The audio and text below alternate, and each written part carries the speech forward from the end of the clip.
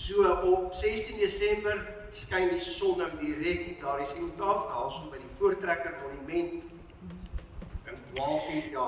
Ek het dit een keer in my lewe beleef, maar ek het maar gedink, ek spring weg daarmee. Ek gaan oorsigtelik net oorgaan oor wat gebeur, daar is baie wat ons kan byvoeg, Bergpoort, ja, dit is sulke besonderse geskiedenis, maar ek spring weg. By hierdie gelofte geleentheid staan ons stil by die geskiedenis wat aanleiding gegee tot die groot trek en uiteindelik tot die gelofte en die slag van Bloedrivier.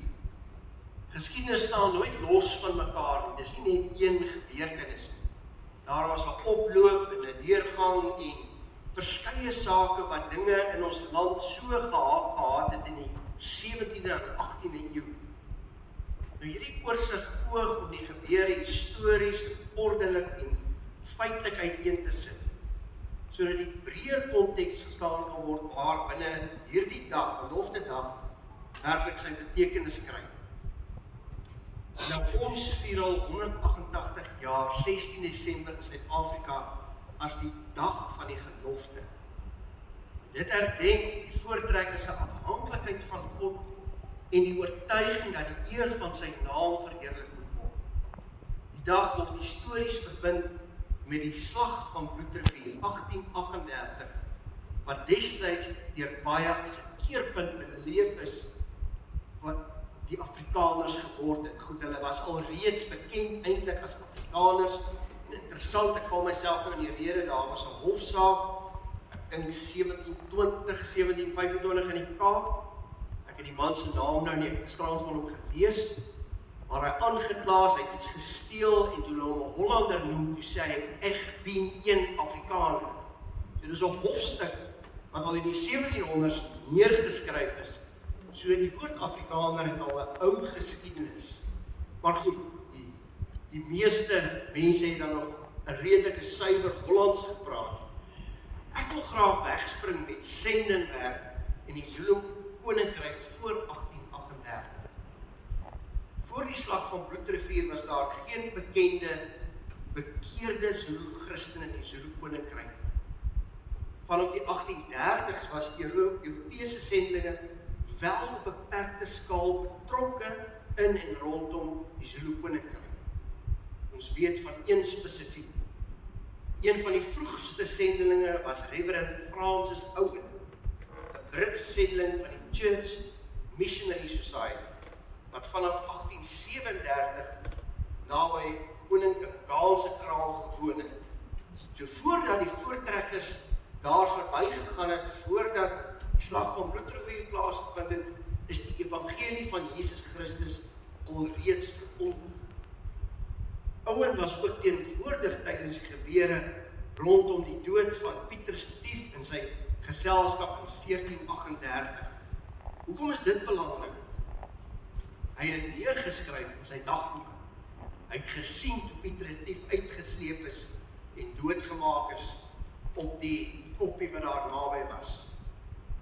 Nou die sterk invloed van tradisionele Zulu geloofstelsels, vrees vir koninklike gesag en die rol van toordokters het beteken dat die evangelie in hierdie periode weinig sigbare ingang gevind het. Tog is die saad van die evangelie wel daar geplaas. En dit het jare later die weg gebaan vir miljoene Zulus wat later tot geloof gekom het. Nou ek wil weer terugspring. Waarom die groot trek?